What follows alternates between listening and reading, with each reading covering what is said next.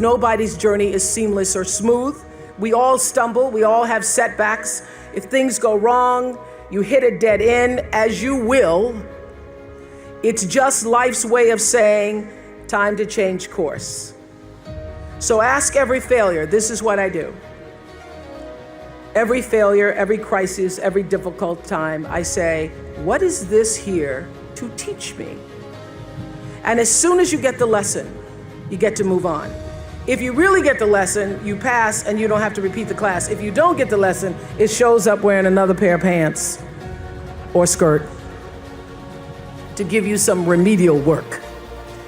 And what I found is that difficulties come when you don't pay attention to life's whisper, because life always whispers to you first.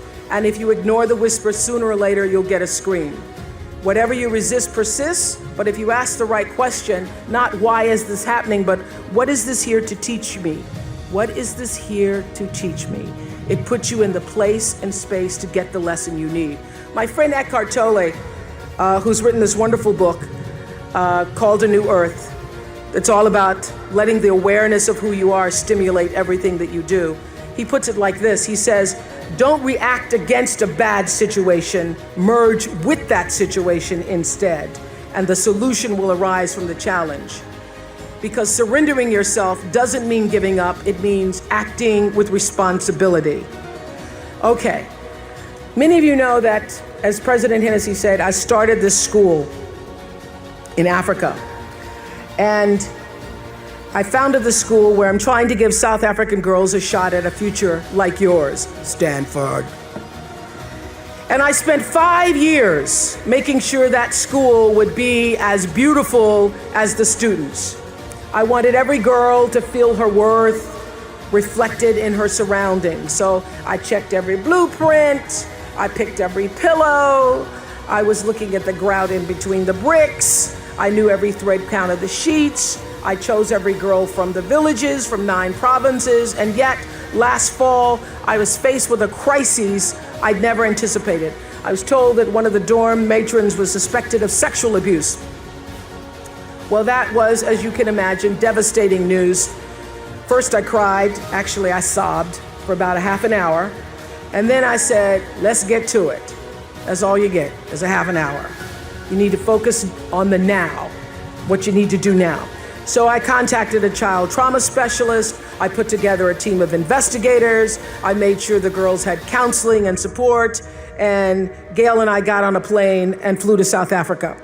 And the whole time I kept asking that question, what is this here to teach me? And as difficult as that experience has been, I got a lot of lessons. I understand now the mistakes I made because I had been paying attention to all of the wrong things. I built that school from the outside in, when what really mattered was the inside out. So it's a lesson that applies to all of our lives as a whole.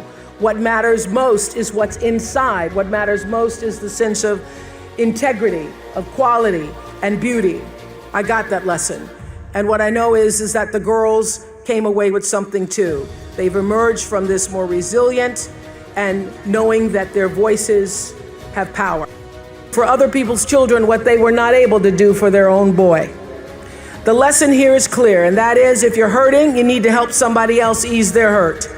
If you're in pain, help somebody else's pain. And when you're in a mess, you get yourself out of the mess, helping somebody out of theirs.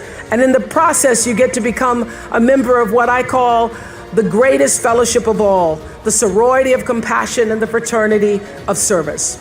The Stanfords had suffered the worst thing any mom and dad can ever endure, yet they understood that helping others is the way we help ourselves. And this wisdom is increasingly supported by scientific and sociological research. It's no longer just woo-woo soft skills talk. There's actually a helper's high, a spiritual surge you gain from serving others. So if you want to feel good, you have to go out and do some good. But when you do good, I hope you strive for more than just the good feeling that service provides, because I know this for sure, that doing good actually makes you better. So whatever field you choose, if you operate from the paradigm of service, I know your life will have more value and you will be happy. I was always happy doing my talk show, but that happiness reached a depth of fulfillment, of joy that I really can't describe to you or measure when I stopped just being on TV and looking at TV as a job and decided to use television, to use it and not have it use me, to use it as a platform to serve my viewers. That alone changed the trajectory of my success. So I know this, that whether you're an actor, you offer your talent in the way that most inspires art. If you're an anatomist, you look at your gift as knowledge and service to healing. Having compassion for other people is at the top of that list. I would say commitment is at the top of that list. And also a spirit of constructive engagement. And by compassion, I don't just mean sympathy. It certainly isn't pity. It's being present, and it's also feeling with other beings. You know, during the years of the Oprah show, I interviewed over 37,000 people one-on-one. So whenever I'm telling my girls anything and they say, they start rolling their eyes, I go, I'm the only person you're gonna talk to that's talked to 37,000 people. So if I were you, I would pay attention. But during all those years of talking to over 37,000 people one-on-one, I could feel what they were feeling so strongly. Sometimes it made me sick, literally. So I had to learn how to feel how others were feeling, feel with others, which is what it means to be compassionate, to feel with others without taking in all of their stuff. Being compassionate means I feel with you. It is one of the greatest qualities in the world to have if you're going to be majoring in what it takes to be a great human being. I feel with you means I not only am willing to walk in your shoes, it means my heart beats with yours. It means I see myself in you. It means I may not have shared that circumstance, but I know what heartbreak feels like. I know what pain feels like, and all pain is the same. It means I can feel your will to want to do better and be better.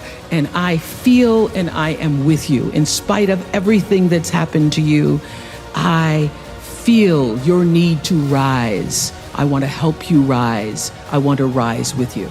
If you can capture the humanity of people, if you can just capture the humanity of the people, of the stories that you're telling, you then get that much closer to your own humanity.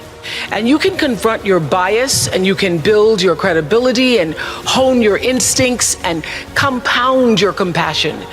You can use your gifts, that's what you're really here to do, to illuminate the darkness in our world.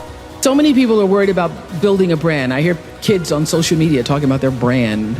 And I used to really resent the word when people would say to me, oh, you have this brand, because I never even thought about a brand.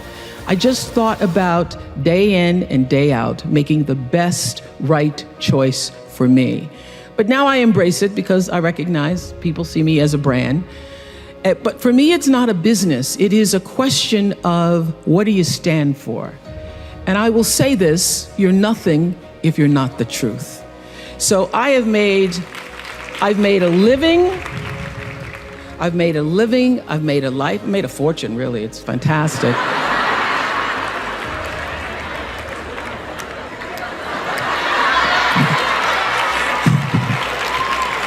All good